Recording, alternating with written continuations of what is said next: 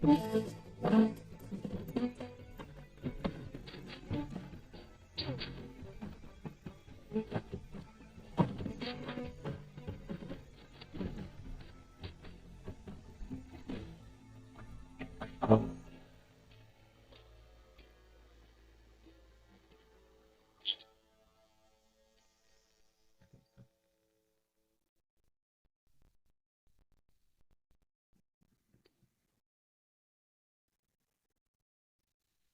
and welcome to the Ryan Max Show. Today's episode is a very special one. You know, with everything going on in our world today, in our country, and inflation and conversations we have, it's important we understand a little bit more detail what Congress actually is doing. We can all sit there and get mad about the policies they implement and where the government takes us, but it's really important to dissect what they actually do versus where we actually think they got it from. We learned in schools just about the bare minimum of what our government is designed to do, but we didn't really go in depth.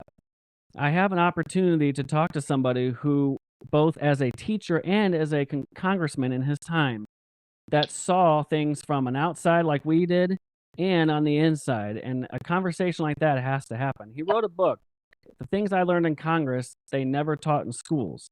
So let me bring him on.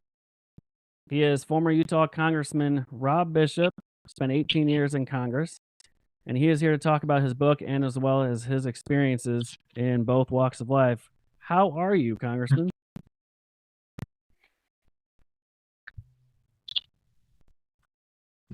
How are you, sir? Fine, happy All right. So as to we're going in, have this conversation with you. absolutely. I've been waiting on this one. I know I just did one last week with an author and about his story. And I more and more as I go forward, I want more conversations with actual congressmen, the inside of Washington, because in order to understand what goes on, it's nice to have conversations with people who actually were in Congress. So thank you for coming on and talking about this and your book as well.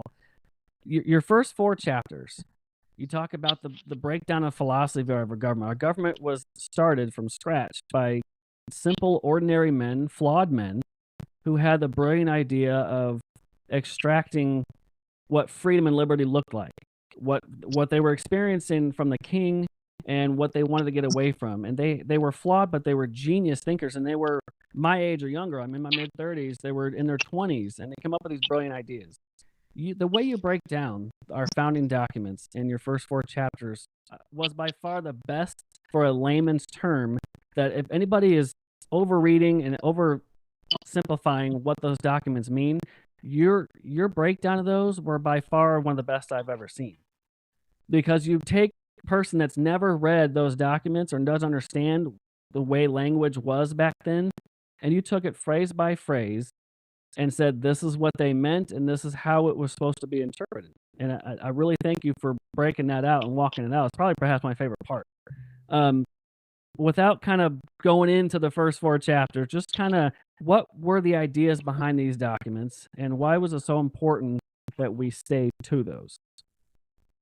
Well, I think the most important part, as I've thought about it, I would now say that the most important founding father was Sir Isaac Newton, even though he never came over here and he died a half century before the revolution ever started. But it was his physics that said, for what is, I think, the 3rd law of physics, for every action, there's an equal and opposite reaction. Yeah. The fact believed that. They were all Newtonians. They also believed it's impossible to write laws just to make everyone good. I think Madison called those parchment barriers that are easily written, easily broken. But they did believe in Newton that if they structured government so there was action that competed against action, there was a reaction. So there wasn't one person making all the decisions or one cabal making all the decisions, then actually you could reach their goal, which was to protect individual liberty, not civil rights and civil liberties, but individual liberty. But it had to be done structurally.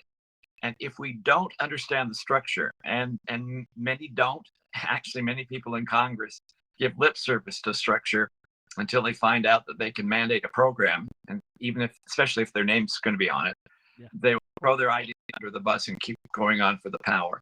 But if you maintain the structural balance, then we have done something that is good for our people and our citizens, and we've protected their individual liberties and given them a chance to grow in a way that the founders envisioned. But you have to have that Newtonian concept that it is the structure that is very important. Right. And it's something we've strayed over the last 200 years plus away from this idea of government. And with great power comes great responsibility. You hear it in some of the movie lines of the Marvel world, the DC world, but it really is when you have the idea of the government that were started, and then you get people who are greedy with that power, the idea, and then they translate what was written back then into something completely different. It's really sad how far we've come from those documents and those ideas by those thinkers. Um, you know, the Declaration of Independence wasn't just something that was written as a last minute thing, right? And the Constitution was like a blend of both of the ideas, the anti-federalism and the federalist ideas, and the Articles of Federation that failed. You brought that up in your book, how those were all blended together to come to this idea of government. The Constitution created a more perfect union as it lays out. But those men are far and few between today. Do we have the John Locke? Do we have the Thomas Jeffersons in today's world? Yeah, but they are few and far between. And it does take someone who cares about procedure. I mean, that's what was significant to me. They designed a structure of government, right, not policies of government. Too many people today just want to come up with the policies of what people will be doing. And they said, no, we'll never be able to determine what happens in the future. Let's make sure that there is going to be a lot of people that have to agree on something before we ever make that kind of a change. So government was supposed to be slow to react, but it was slow to react to protect people.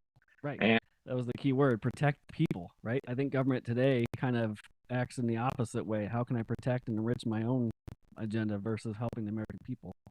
Now, there are some congressmen and, very few that are still trying to protect the people, but I think you've ran into a lot of them for sure. But in your sense in Congress, overwhelmingly, I think you would agree that there's policy-driven agendas and not what can we do, what's better for the American people. You also brought up so the philosophy of vertical and horizontal powers, the structures, right? And can you break those down, what that means between the branches of power, the branches of government, and then the two presidents that ran back to back that disagreed with the philosophy altogether? Could you break that down? Messed it all up, huh? Yeah, messed it all up. Now, as the founders were running there, they wrote the Declaration first, obviously, which was a philosophy of government that has this balance of power. But also, they listed down things that they did not like that England was doing to them. Constitution comes, a decade later, where they try to take what they didn't like about England in the Declaration and then constitute it in some kind of written document, which once again is based on this idea that there has to be some kind of balance horizontally between the three branches of government, which is what most schools do very well, and they really stop there. Yeah. But equally important to them was a vertical separation of power between the national government and the state government. Now, what they are asking them to do is basically something the Good Book says is impossible. They wanted people to be loyal to two masters, one the national government and one the state government. And it's an extremely difficult thing to do. James Wilson, though, said it could happen easily if both the national government and the states realized what their sphere of power and discussion was going to be. And then, like the solar system, they just stayed in that sphere. But if either of them ever tried to be like a comet that went through the solar system planets, they would bring chaos in their wake. And so that's what has to be worried about. Now, you mentioned, I think this country was pretty cool about everything through about 1900.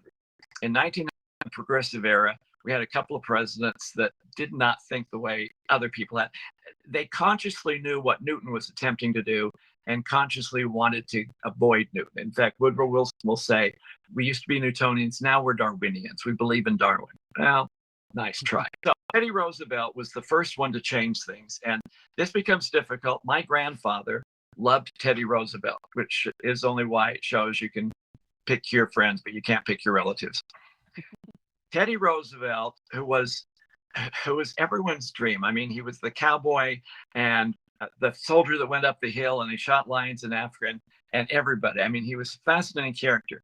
He did not believe in a vertical separation of power, which we call federalism. Right. He thought that most decisions should be made in Washington, and clearly said that local governments, state governments, should be merely a means of administration and nothing more. Executive orders, which when they write the obituary of the United States, I think executive orders will be the things that they will say caused our downfall. Yeah. Have always been there. George Washington was the first one that did an executive order, but he did 8 in his 8 years. Yeah. From 1850 to 1900, 10 presidents, they did 158. Some of them were big, like the Emancipation Proclamation is big. Yeah, sure. But they only did 158. Teddy Roosevelt now wanted decisions made in Washington that would then be forced to the states to administer. He did over 1,000 in his 7+ years as president. Now, the next president was Taft, and he was okay. Right. The next president was Woodrow Wilson. He didn't believe in that vertical separation of powers that we teach in high school. Mm-hmm. In fact, he called it in his book constitutional witchcraft, of hiding power in obscure places so that no one can find it. He also did not trust people elected into the legislative bodies. He didn't trust that riffraff to make decisions.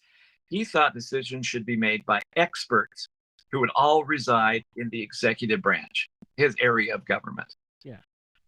So he went even further. He did in his 8 years 1,800 executive orders, all trying to increase the amount of power that was done by the experts that would be in the agencies of government that were part of the executive branch. Franklin Roosevelt did more than anyone else. He got close to 4,000, but he also stayed longer than anyone else. Yeah. And since that time, it has ebbed and flowed.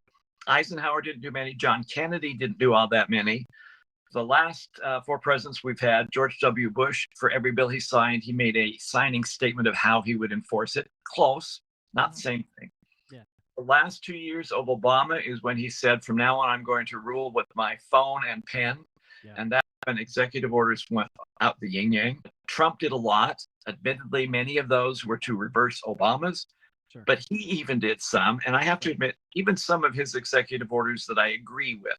Right. Yeah. It's still the wrong place to do it. Yeah. It's the design of the nature. Yeah. Yeah. You can disagree and agree with them all you want. There could be great executive orders that in a concept, yes, they're great ideas, but that should be left through Congress. If you want something enacted, go to the body of government that is supposed to and create those concepts. It's not supposed to be one branch of government doing all the work. Congress does not get off without any blame here, though. Sure. An executive order cannot be done that contravenes something Congress has specifically stated. If Congress is vague in its laws and doesn't say something specific, that's when a president can just jump in with an executive order on his own. If Congress wrote specific legislation, specific ideas, then it wouldn't be a problem. Congress has got to take that responsibility on. Right. When we passed the TARP bill, which was to bail out financial institutions that were too big to fail, the law says that institutions that would get federal aid would be determined by the Secretary of the Treasury, and how much aid they would get would be determined by the Secretary of the Treasury. One person. Yeah. If that is not Congress abdicating its responsibility, I don't know what is. Yeah. But it is clearly the process we have to. Do you have time for just one quick story here? I'll try and absolutely. Yeah. As time allows, you can tell all kinds of stories. In the very first Congress we had was in New York. Washington is president. The issue was postal roads. The federal government, national government would do the postal roads. And there was some economic benefit. Wherever they put a postal station, there was an economic benefit there. Yeah. But they were tired. They wanted to go home. They trusted George Washington, as well they should have. And they decided, let's just let Washington decide where the postal roads would be. John Page of Virginia stood up and basically shamed Congress into finally doing their job. And he basically said, yes, Washington will do a good job. But if he will do a good job on this, why don't we just stay home and let Washington make all the decisions? Bingo. Basically, he shamed them into staying there and deciding where the postal routes would be. Yeah. We need more of that today. Yeah. Less of the TARP language. Yeah. So if an example of maybe a more modern example. Who are the congressmen that you worked with, or even are there today? Who are the few, maybe a couple by name, that are doing that?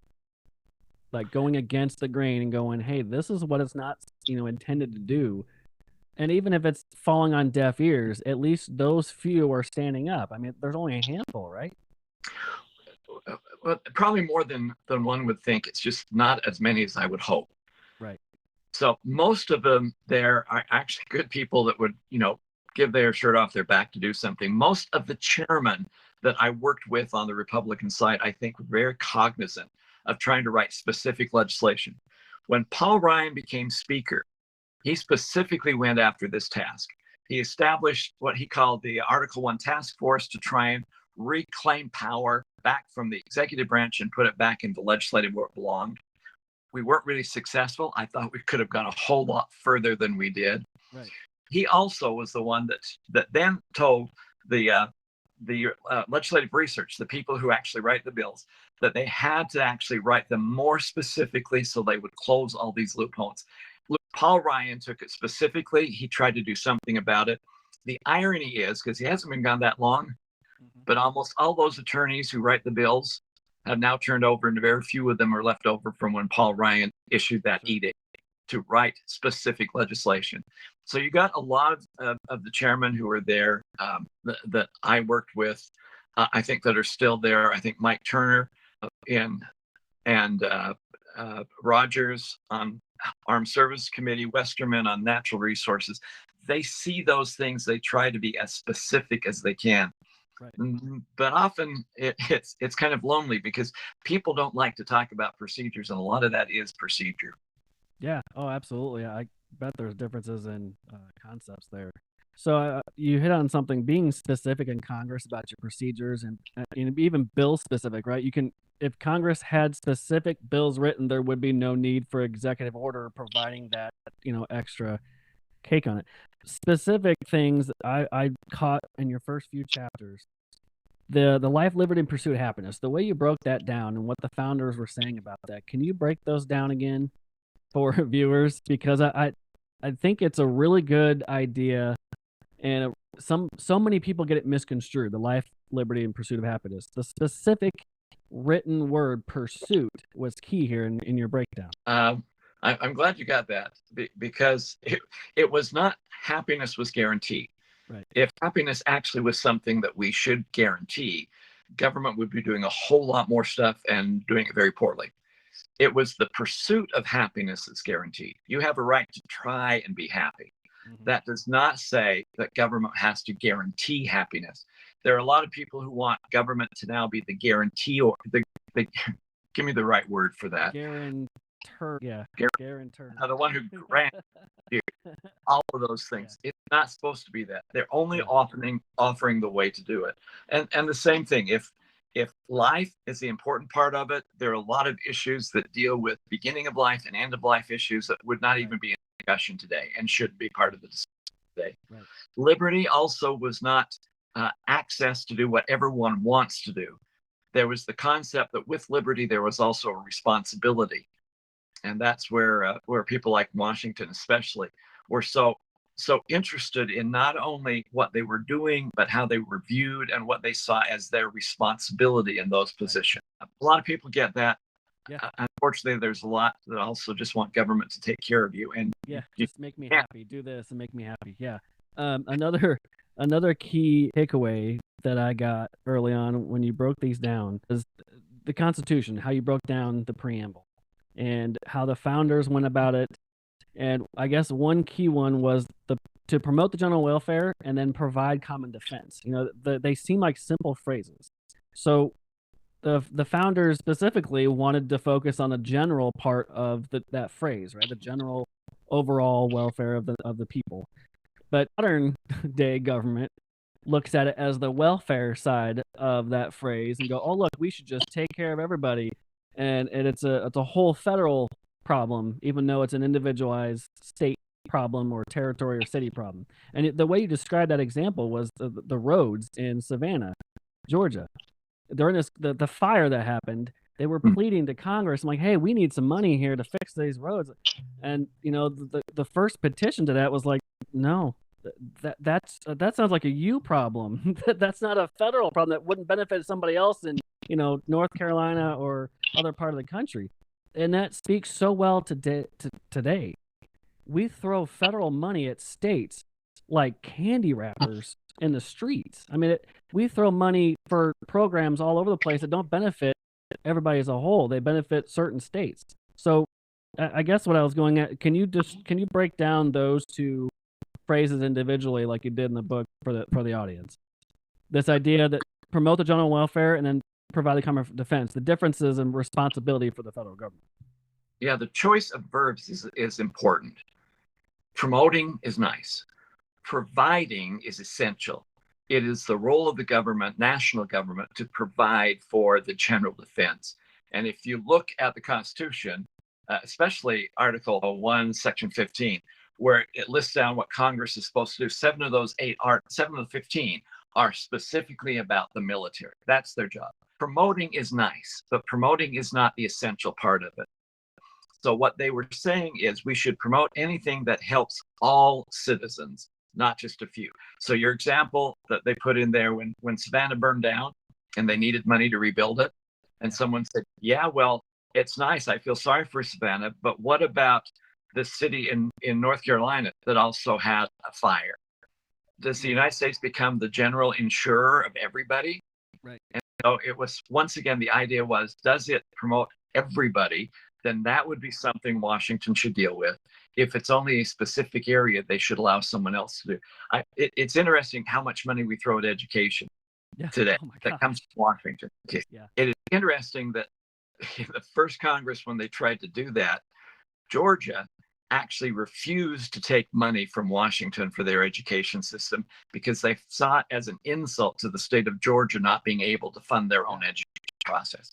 Now, even my state, which tries to be very conservative, it's still getting 15-20% of its education budget coming from Washington and 100% of its rules on education coming from Washington. We've come a long way, and I don't necessarily think it's a positive. Right. Yeah, absolutely. So you made a good segue, actually. So this whole, I think you talked about it in the past too, but I want to get into it because the federal money going to education and what seems to be more of a states' right issue, this federalism issue. Why is the federal government creating agency after agency after agency when the states have their own ability to do this? Can you talk about what's a states' rights issue, what's a state issue locally should stay a state issue? And Congress is doing that, and Washington's doing that for hubris. And let's face it, if you were in charge of an agency, one of the things you want to do is expand the agency. If you're expanding what you're doing, that means you're alive. If it's contracting, you're dying in some way. So expanding where the national government goes in and how it tries to help people, whether that help is wanted or not, is irrelevant.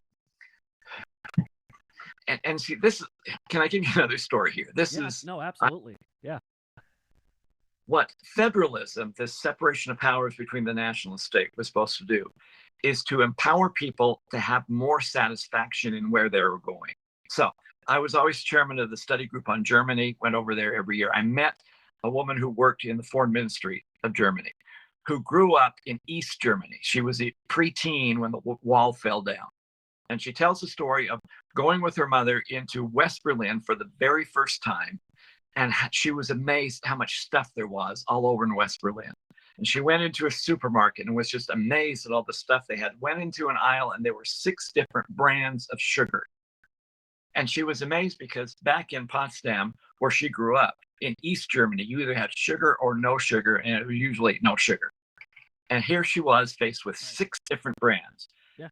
And then in the typical communal approach of the Soviet Union and command economy, she said her second thought was, why do we need 6 brands of sugar?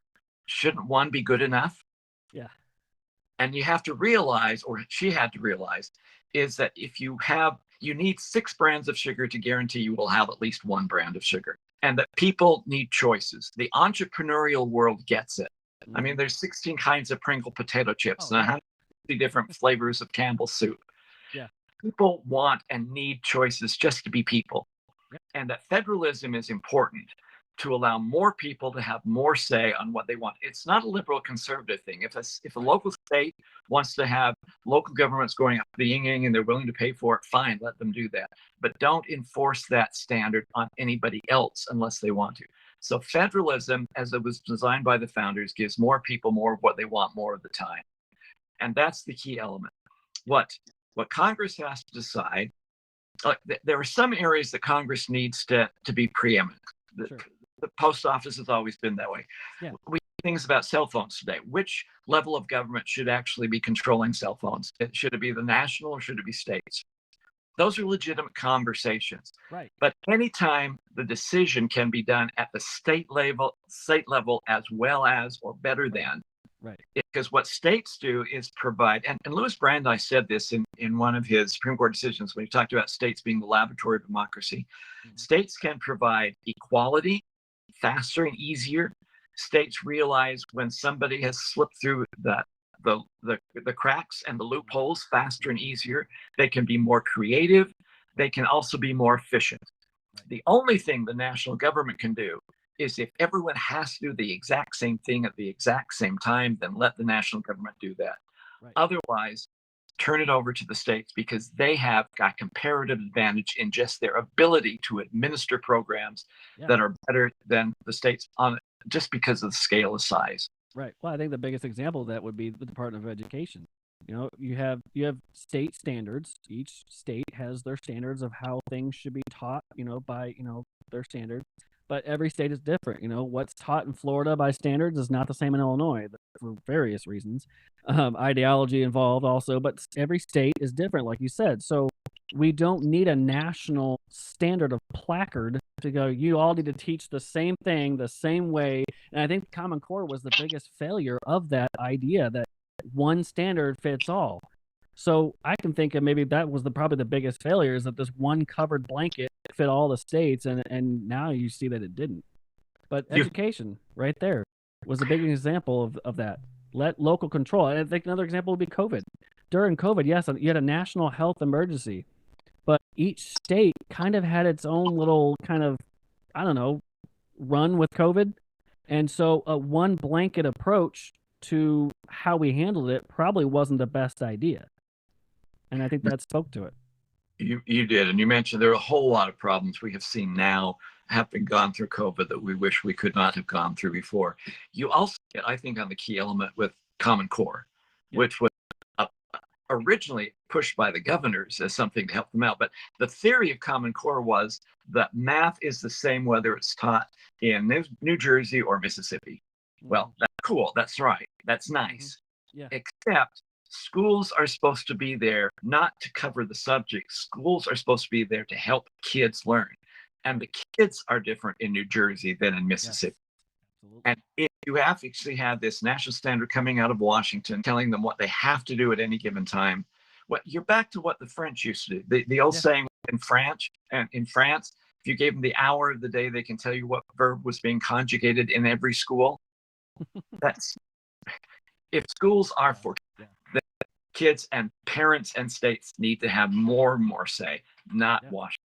Yeah, I think that probably the biggest example of where that fails is what happened during COVID. Schools around here in Central Illinois. Now, I'm not saying all of them. Some of them are bigger, some of them are smaller. I live in a smaller district. We've really fought against Illinois' hardcore mandates of a blanket mask mandate, do this, do that, really strict. And they wrote a letter to the Board of Education here and said, hey, we want local control. We understand what happens in Springfield is different than what happens out here, south and north of Bloomington Normal. It's very different. You may be dealing with a whole lot of population issues that you may have to keep schools closed longer. But out in the smaller schools out in the middle of nowhere, there's more freedom and more local control to say, all right, well, we got to keep them open because, we got kids that need to be in school. There's just differences. And I think COVID exposed this idea that the federal government should be the end all helper to every state. It's crazy. You said that very well. Yeah, thanks. So we had the breakdown of the Constitution by the founders, and your breakdown of it was very well. I from a layman's perspective, people who don't grasp the language differences between 1700s till now. I mean, my fourth grader coming home and telling me something about skibbity toilet and singing a song about it. I have no idea what that means. It's a common middle school terminology of slang terms that I have no idea. But somebody that wants to know more about government but doesn't understand the language of the documents and the way your book breaks it down phrase by phrase, piece by piece, I couldn't put it better myself. I mean, as a common person that has no idea what words were written like and what they meant back then, today I think Congress still gets the wording wrong when they read the amendments. Well, militia, example, Second Amendment. Well, militia, that just means military only has the right to bear arms. I'm like, that's not a well-regulated militia back then did not mean military. It meant a well-organized group of men to have that right. But language, that's where we get confused. No. Okay, so for the readers out there, go get the book, read it, and then have conversations with your neighbors and loved ones about what Congress actually is. So now I want to get into your time in Congress. So you're coming in, you were a state legislator, but you were also a teacher for almost 30 years, teaching government and history classes. Describe your view of Congress before and now what you know having been in Congress. Well, I did see, you're right. That was what started me down this path of actually writing the stuff down. Because I had taught 28 years, the last 12 doing AP government. I had been in the Utah Legislature. I was majority leader and Speaker of the House. So I thought when I went back to Congress, okay, I've got this covered.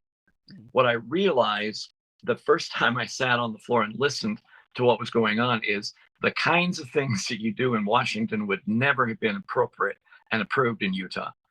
And I also realized the things I was reading about in the textbooks that I had forced my kids to learn and take test questions about were things that were insignificant and never experienced in Congress. So I felt compelled to write down in the bulk of the book is basically for school teachers. These are the kinds of stories I wish I had that I could have used as readings and told kids when I was teaching school. I felt compelled to write those experiences down to come up with what was in the book. What I've also realized is that Congress is like, as the one writer said, it's like a river. It's always moving. It's always changing. In fact, I was one of those that was in part of the rules panel that tried to change the rules in 2010 to try and motivate some things that are going on there. Congress is bound by procedures, many of which do not necessarily improve the process. And that's one of the things I tried to emphasize in there. Not only how is it organized, what we do on the floor, which is unusual, the kinds of communications we have with others as well as with people that are unusual, but also some of the procedures that I think slow everything down and harm it. In the very beginning of Congress used to be a wonderful place for people to be entertained. People would actually go to the House. The original Senate chambers were blocked from people. It wasn't until they went to Washington, the Senate allowed people to come in and watch. But the House is always open. And people would actually go in there to watch the debates. There's the one congressman who said that he always went there early to listen to the debates, and often his votes were changed after he heard the debates. If one goes to Washington today and sits in the gallery, I don't care if you're the House or the Senate, you won't hear any debates. No one's there. No one's on the floor. And that is because of a procedural change that has evolved over the years called roll votes. In an effort to be efficient, what we will do is say, okay, we will have 12 votes at 11 o'clock. So you might as well come at 11 and do the 12 votes. And then you can go back and do your work again. We'll now do the next series at 3 o'clock, which means no one is actually there to listen to the debate before the 11 o'clock votes. So that the most common question asked as you enter the floor to actually cast your vote is, does anyone know what this does?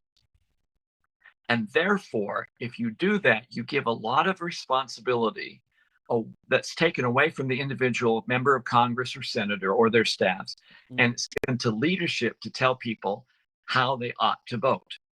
That you start listening to, if it's in a committee assignment, you start listening to your chairman, and you vote for the chairman or against the chairman, depending on which party you are, without really understanding the details, because no one is required to be there to listen. In the state of Utah and the legislature, to which I was accustomed, It is expected that everyone is in committee at the same time, and it's expected that everyone is on the floor at the same time. There is a flow to the debate. Right. There are great speeches that are given on the House floor, Yeah. but they don't have any connection to the other people because there is no continuity to it. It's like ships passing in the night and never actually meeting together.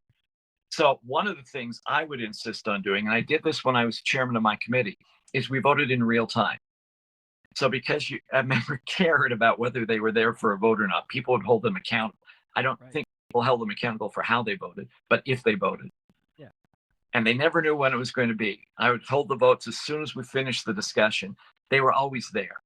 They were there for the committee. They heard the debate. I don't know if they voted smarter or not, but at least they heard what it was about before the general concept was better. You know, you're there so much of, you know, especially during COVID when you'd be 5 people in Congress voting on things and the rest of them are home because, you know, you can't make it to Washington. The whole idea of electronic voting is fine if you're actually legit not able to make it to Washington. But the whole idea, like we talked about, if you're in Congress, you're in Washington doing the job of the representative population that you were chosen to do, shouldn't you make it a priority to actually be there? And part, like you said, the procedural thing. We're not having any discussions on the House floor. The leadership is drumming up ideas and ramming it through at the last minute instead of working all year on sessions separately and then running through big bills, massive bills. They have no idea what's in them. Come to find out, you know, like Nancy Pelosi said, we have to pass it in order to know what's in it. That's such a terrible way to govern. You know, I get people have their own personal agendas and their personal things, projects they want to work on. You know, back home they get people telling them, hey, I wish you would do this or do this. That's fine. You know, that's, you know, what it is. But when you have the set of ideals and Congress is what's supposed to be, even if you differ from the person next to you that you're working with, at least be able to have those conversations. I mean, I can tell you there's a lot of people that disagree with me back home that here where I live. But we're able to have difference in conversations because we work together. We're neighbors. You know, I know there's a lot of conversation in Congress outside of the halls of working. You probably developed a lot of friendships being there 18 years, even if somebody that you didn't agree with. And I'm sure that's great for camaraderie in Congress. But those conversations aren't happening anymore. Why aren't they happening anymore? Well, there's a couple of those. You mentioned a few ones. You mentioned the proxy voting in which they weren't even there and somebody else voted for them. Yeah. That to me should be unconstitutional. I'm ashamed the court ruled that way. Unfortunately, they only did it for those 2 years when Pelosi was speaking, and they have taken that away. No one tries that crap again. Yeah. It was never done on the floor in the Senate. It was only done in the committees. We had it one time in committees. We got away with it. Proxy voting is wrong. I think it's for every reason you said it's wrong. Ironic that the first time they did proxy voting, there were 2 congressmen from Florida who called in and said, because of COVID, we don't think it's wise for us to be there. It's unhealthy. I want you to cast a proxy vote for me. And then the 2 of them got in a car and they drove over to Cape Canaveral so they could watch face launch, which in poetic justice was canceled, which I'm proud of. There is no reason ever to have proxy voting. What I was railing against was the idea of rolled voting, in which you put everything together so no one is actually there to hear it. Right. Which I think is also one of the problems that has stopped a lot of the communication and the understanding of what is going on. And it has disenfranchised members. Not intentionally. That's not what they wanted. They wanted to be fair. But the end result of them has been to disenfranchise members. And actually, if there are combined bills, that's fine as long as the individual messages are talked about in committees in detail before they are combined. And that becomes one of the essential things. In the state of Utah, we have 1 vote for the budget. That would not be wrong in Congress if you actually allowed the entire budget to be before them. Right. What happens in Congress now is there are 14 budgets you're supposed to vote on. And people are standing up in this election cycle saying, I'm going to insist we have those 14 votes. Mm-hmm. That's wrong. Yeah. If you think that there is too much money for defense and more should be spent in parks, there is no way you can do that on the floor because they will bring up the defense budget by itself. Mm-hmm. You can move money around within that budget. You can't move it from anywhere else.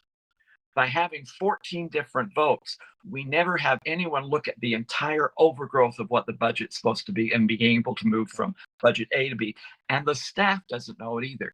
So the idea of having those 14 votes, which I hear a lot of people now defending, it's the most important thing we can do and make sure that we don't have an omnibus vote. No. An omnibus vote has some potential because you can move things from place to place. There are some better ways of doing how we vote on our budgets than what we are doing right now. Yeah, I think some of the disagreements come back and forth from people who've never been there say, well, why are we shoving this through the middle of the night? Well, if you looked at procedurally, some of those make more sense than, like you said, having 14 individual votes on things like that, a budget especially. But the term is called germaneness. Yeah. In most states, it is very germane. You have one issue, one bill. That's it. Right. You can't combine it. Congress has a very tough germaneness rule for amendments. Right. You can't put an amendment onto something if it's not part of the original bill. Right. But the original bill has no germaneness rule. When you write your bill, you can put as many topics as you want to into one bill, which is stupid. Yeah. That's one of the things we need to do. Yeah, that was probably perhaps the biggest one, because then you're going through just bogging it down with amendments afterwards instead of just immediately just splitting it one topic, one bill. I mean, what's the rush of ramming a 10,000 page bill in the heat of the night when you've known the deadline is months in advance and you're not working simultaneously in each piece? I don't understand the process. And even, I vote principle over people, and the principles of conservatism work. We've seen them work. It's flawed, but the people that implement them also have their own agenda sometimes. But the ideas of principle and conservatism work. The ideas of it. You've got people in power now. Even, I don't know if you know Mike Johnson very well. One thing, and being bold on that statement, is there kind of not so much a backdoor kind of communication channel? I'm sure there is a lot of those, but openly saying we're not going to do this until this is done, and then going around and then signing it anyway and launching it into a vote. Why can't congressmen just say what they mean, kind of like the documents say, and mean what they say and actually hold to what they're saying? This is another thing that is not the way that the textbook said it was supposed to be. First of all, I have some empathy with members of Congress today who, every time I was running for office, they said, why can't you be more bipartisan? Why can't you reach across the aisle? Yeah. Speaker Johnson has to reach across the aisle because the votes insist upon it. Yeah. And he's getting criticized for reaching across the aisle and being bipartisan. So somebody at some time has got, okay, you either are bipartisan or you don't like uniparty. Make up your mind what you want them to do. Yeah. There is, though, one thing that I think I would like to emphasize, because it's wrong in the textbooks. They always talk about log rolling. And though you didn't say this, it was kind of implied in one of the things you said. Right. The idea is a member of Congress say, I'll vote for your bill if you vote for mine. Or I'll support this if you support one of the things for me. I want you to know that that happens in Congress very seldom and can usually happen once. I found out by listening to people who are in leadership. They don't like somebody who will say, I am passionately opposed to this unless there maybe is a bridge or a road for my district, and then I can change my mind. You can play that card maybe once, but you'll never play it again, because leadership will not trust somebody who will sell votes that easily. Right. So this idea of log rolling that's in every textbook I read is really overemphasized. Yeah, it's not really happening. Most people actually do have principles. Yeah. And they will not trade a vote for somebody else. And if they do, they're not respected for that. Yeah, I think that the idea of bipartisanship still should be empowered and should be utilized. That's the whole idea of our government, work together, united for the people, right? To protect the people. So much of the bipartisanship that goes into some of these bills is not, I don't think, genuine, because there's a lot of, in these bills, I'm sure you can probably attest to, that aren't really bipartisan, right? Sometimes, and once again, some speakers are better than others. John Boehner, as a speaker, has my gratitude to him. He was so devoted to the chamber that he would put a bill on the floor, whether he thought he had the votes to pass it or not. And he was willing to accept the results. If it failed, it failed. And then he'd go on to plan B. Yeah. Some speakers are so anal in their control. And I probably shouldn't mention who she was, but some speakers are so intense on making sure they have control of things that they will manipulate bills. One year I was there, we had an ag bill that came out of the committee unanimously. And then the speaker decided she wanted to add a tax increase to that ag bill. And so she did it outside of the committee process in the rules committee. She just added it on herself. And what had been a unanimous bill now became a very controversial piece because leadership wanted to add something else into that. So it's imperative that the leadership that's there has to be willing to respect the rights and be willing to lose at times. That's why I like Boehner, is that he would put something up whether he had the votes for it or not, and said, let the people let the members have their say. That to me is the best example of bipartisanship I think I ever saw in a speech. He did a great job with that. Yeah.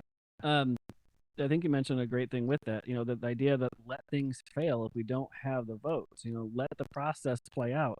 And so often the last three, if you count McCarthy's failed his problems as speaker, but they get like this. I don't know if it's part of personality or just their idea of what the role of speaker should be. But I really like John Boehner's idea. If we don't have the votes, put it up there. And if we got it, we got it. We don't, we move on. This idea, like we're gonna wait weeks or months on a bill because I don't have the votes. Who does that hurt in the end? And if it's something that's supposed to be useful or needed for what's going on, why are we delaying any kind of vote on it unless you absolutely have the votes? I know, because if you just throw it up there, you're not gonna have the votes. It's a waste of time. But I think if they utilize Boehner's approach more often, the American people probably would have more empathy for the process and see actually who's working on the bills more often than just waiting until you have the votes or any kind of backroom deals you can make to get more votes. I don't know. It's very frustrating at times to see it. I'm sure you've seen it being on the floor yourself, some of the processes and the way things are going, but it sounds like you've had an overall positive experience, right? Yeah, overall on both levels, both in the state legislature in Utah and when I was party chairman and in the U.S. Congress, I saw people who are willing to sacrifice for the good of the whole and the good of the group, willing to give the shirt off their back for the betterment of the state or the country. Not a pretty sight. You want to poke your mind's eye out after you think about it. They're willing to do that. Most people are willing to do that. And most people on the opposite side of the aisle are willing to do that. I always said that my counterpoint on the resource committee, when I was chairman, the ranking member is probably one of the people I have liked the most. As we would sit there side by side, he was as sarcastic as I was. We both disliked the same people on the committee. And I realized that if I wanted to have a neighbor, I would want Raul Grijalva, the Democrat ranking member, as my neighbor. I would not want him on the city council because his politics is crazy as hell, but I would want him as a neighbor. He's just a good person. Right. Yeah, I think what we see when the cameras go on in some of these committee hearings and we see the brunt force nature of some of these debates and the conversations are, clickbait worthy conversations on tape, but you really get a sense of who the people are behind the cameras when you actually work them. So I'm sure they're completely different, not necessarily policy wise, but at least personality wise than they are on camera. When they can see that clickbait article, hey, I got views, I got media time, I said something hot and heavy and took heat for it, but I said it. But behind closed doors, they're probably, not as fiery as they come off to be sometimes. Usually the people you see being quoted a lot are not the ones that actually come up with the final decisions. They say it's the difference between a show horse and a workhorse. Yeah. Yeah. You don't see the work of the workhorses, but right. They are to actually get the job done. The loudest ones that get all the media time. I guess how important is the relationships in Congress to be able to kind of spark that bipartisanship and actually get work done? Because when we started this whole thing, the philosophy was how can we better our nation, right? and you move forward. It's all about relationships, right? Garnering relationships with your colleagues, with the people back home. How important are those relationships to kind of to garner some kind of idea how we better the country as a whole? This is a tough one. I mean, it's an excellent question, and it's a Yes. hard answer because there are some things that you need to have a philosophy and hold to that philosophy. If it's a core philosophical statement, you don't want to give up on that, and nor should you. Right. If it's the details of how you get something accomplished and how you can better work together one with another and how you can work out some of the details, let me try and come up with some good examples. As chairman of my committee, I was not supposed to necessarily help Democrats get their bills through. That was not my role. Yeah. But there were times when I was more than happy to do that. The congresswoman from Hawaii was trying to create a park in Big Island of Hawaii for someone who had gone through World War I and was on his last deathbed, and to try and get it passed before he died. That was her goal. And I was more than willing to help her do that. Right. So that bill, not only did I get my staff to work with her on it, I made sure that that we had everything done. We cut through some of the red tape. I got it to the floor faster than it. I was more than happy to do that. I didn't think that violated any of my principles, and it was just the right thing to do. Well, I had to. Yeah, so much of that is what you just said. Think outside of, if it violates your principles as what you went there to do, absolutely not. But if it's a situation where you can take personal respect for them, like, yes, let's work to get this through, because those are kind of things that matter. Those little things matter when you start to craft a bill and work on a project. It's not about principles or policy at that point. It's about taking care of somebody back home that is important to them. A simple thing as a park issue or a commemorative plaque or an issue like that, absolutely. You're going to get backlash for it because you're going to say, how dare you work with a Democrat? Well, if you hear the individual story, you're going to understand that these are people. we're all people. I had the same experience with me on the other way around. When we were a minority, and Ike Skelton of Missouri was the chairman of the Armed Service Committee.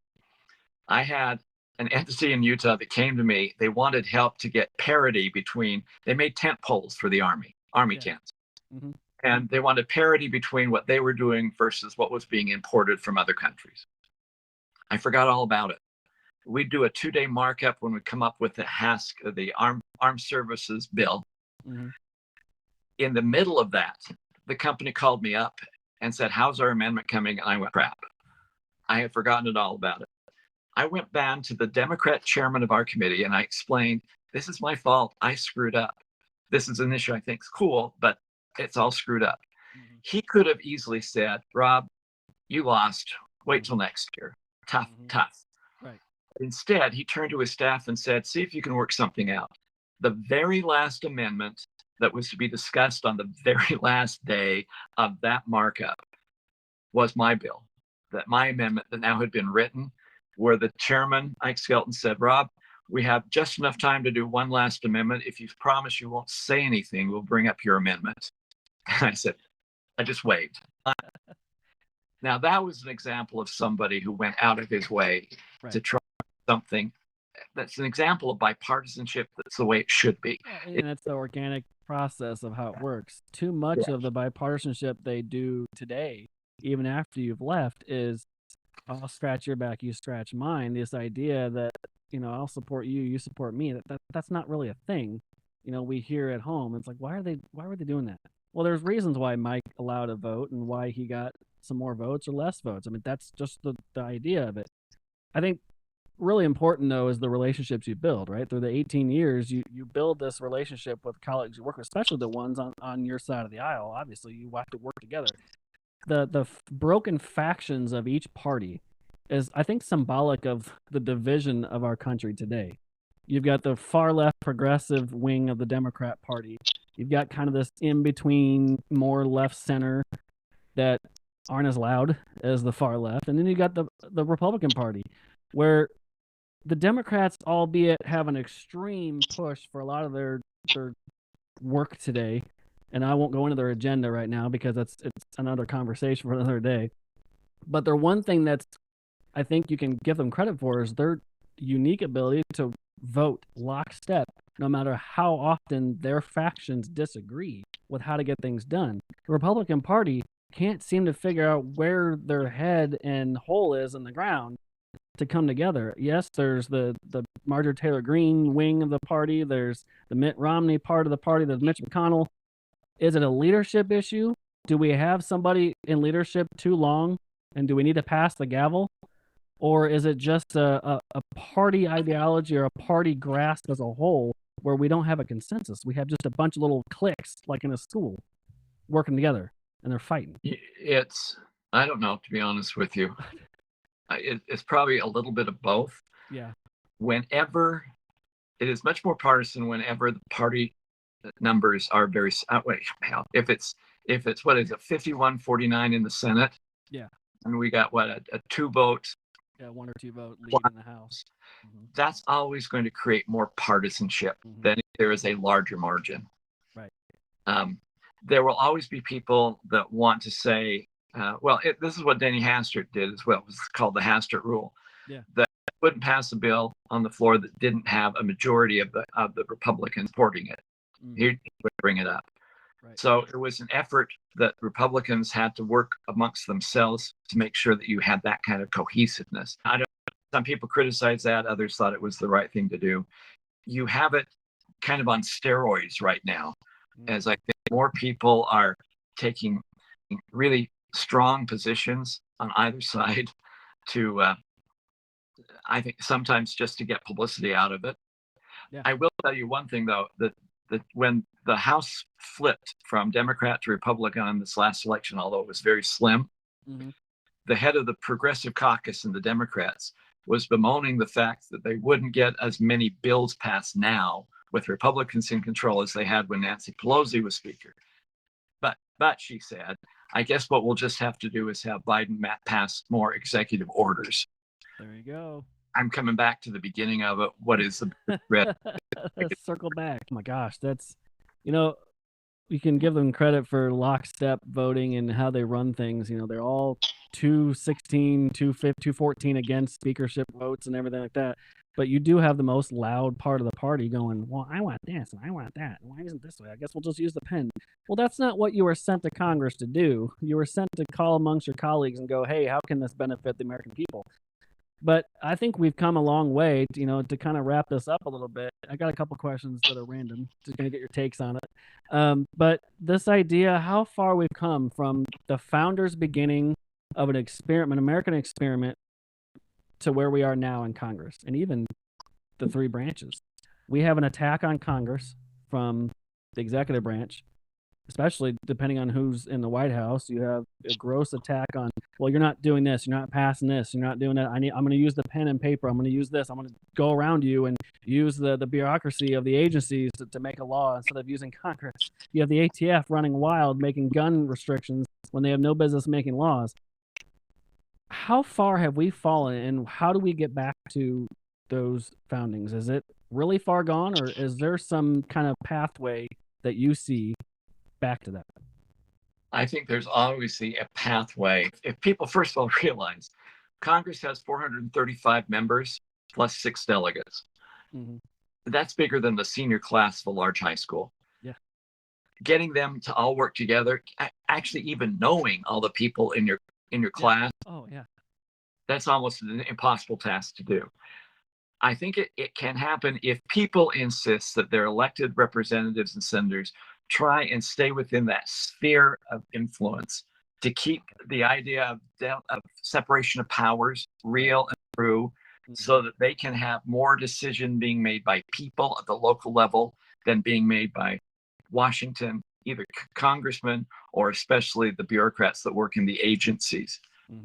If people insist on that, I think we can bring everything back together. If members can insist on that, and I hope take a greater interest in the procedure than the policy, then I think we can move back in that direction. If the country seems to be united in the way it votes, so that we are sure whether we're going to the left or the right, that would be a great help in making sure that we can move Congress back to the way it ought to be.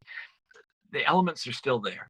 It's just bringing in there. And I have a lot more in there. Sometimes I No, it's fine. tell everyone to go on Amazon and get the book, because the bulk of it is simply the procedures we went through. And the last chapter I put in is 10 procedures or reforms I think should be made to make Congress more effective and more efficient. Right.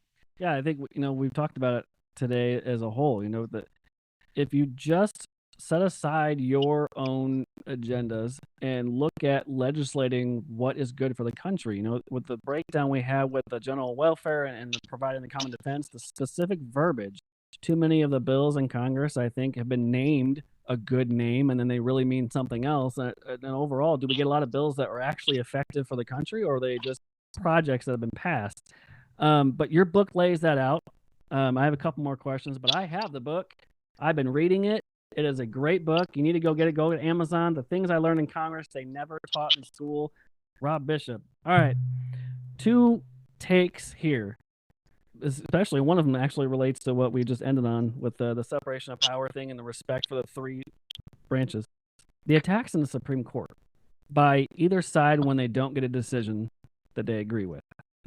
What is your take on that? It is, obviously it's probably not a good look, but when you hear Democrat senators already starting to attack the Supreme Court members who perceive to have kind of conflict of issues when deciding important cases, whether you may think that or not, is that a good look to start attacking the other branches, a co-equal branch of government, and just say, well, they need to be implemented with this. They need to have this. We need to do this. Congress needs to step in and bar them from having this.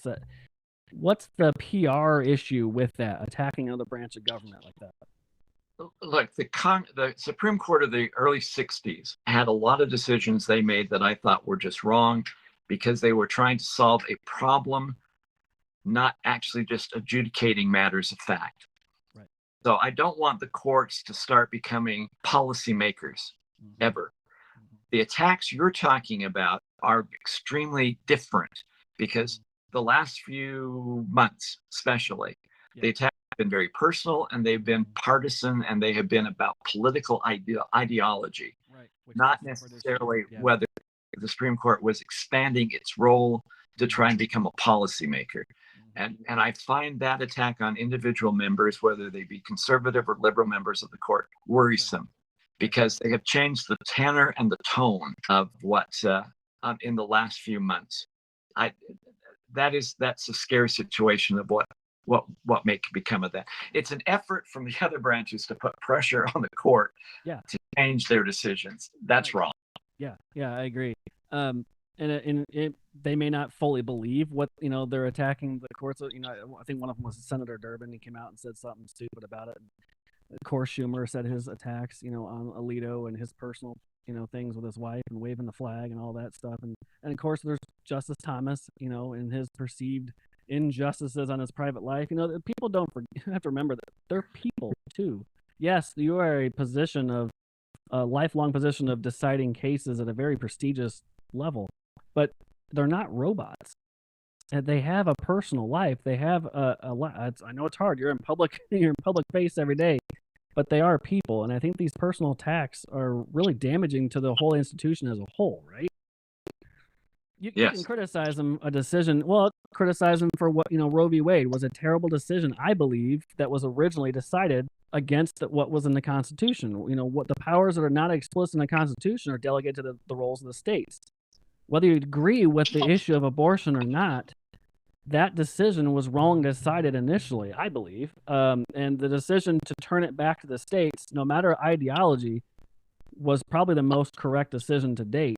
It was controversial because you had the leak come out, and then you had the decision come out, and then you got the personal attacks on the justices and all the other stuff. But it's fair to criticize a decision, not a personal level of what the justice, like, the Kavanaugh attack, before that. I don't understand. Both sides are guilty of it. The right and the left are attacking institutions, right and left. I just wanted to get your take on the public attacks on an institution that is supposed to be, yes, policy above reproach, but they are human too. They do have outside things that do happen, unfortunately. Okay. Let's see. The weaponization of government. This there's two layers of justice. That could be a whole other conversation by itself. But just a quick take on the decision that was handed down recently in New York, as you've probably seen and heard and heard all the reactions to. Is it really more? Does Trump do this, and this that was actually legal, or is this really a bigger issue that we're having in our government, where one side is completely nuking a presidential candidate simply because they hate who he stands for? And once again, I don't have a full, good, concise answer for you. Yeah, just a take or opinion. I have to admit that I think the case was a poor case. I mean, it wasn't a felony E case. It was at best a misdemeanor case. Yeah. But so you're talking about weaponization of the judiciary. Yeah. That is bothersome to me and troubling. But that's I guess what I was thinking. In the executive branch all this time. In the 18 years I served in Congress, the biggest crux of my time was trying to help constituents who I thought were being abused by an agency of government by coming up with some rule or regulation where there was no way of fighting back and where there was no check and balance to it. They just did it. I had one of my constituents will serve a jail time for a company he was using. He refinished furniture. He was using a formula that the state said was fine. EP came in and said, no, it's not fine. He was lost. He said, finally, he said to the EPA, okay, what am I supposed to do? Do I use it or not? What is my solution? And EPA told him, we don't come up with solutions. All we do is enforce the law. He ended up serving a jail time because EPA could not figure out a solution for him because it didn't even try. That to me, the weaponization of the agencies, which I spent a lot of time fighting, and that has been going on for a long time. And as long as we keep expanding the executive branch agencies and their power and their rulemaking authority without some kind of check and balance to it, it's going to continue on more. That I can't deny has existed, and it's really wrong. Sure, growing the administrative state. Yeah, that's the biggest problem. Yeah, we can all have personal opinions on what we think is happening, ideology, and what the left perceives as their way of governing and what the right perceives as their way of governing. But at the end of the day, from the eyeball, just an average American looking at what's going on in these court cases against a presidential nominee, you may not like the guy personally. He's a bull in a china closet. That's who he is for 77 years. He's been that way. But 91 counts against him, plus the state counts, and now a trial that should have never taken place in a federal arena. It's crazy. I can't fathom living in a time like you described in your book. This is not the way government is supposed to work. It's crazy. It is. Well, Congressman, thank you so much for coming on. I appreciate the storytelling, the process you have laid out. Your book even goes into more detail, and I encourage others to get it. I'll put it on my social media. Share this with whoever you can. I'm no Dan Bongino, no Glenn Beck, but I'm out there. Well, no, I appreciate it because I think the book has a lot of merit to it, and because I'm old and I need the money. So thank you. That's not a good reason. All right. Thank you, sir.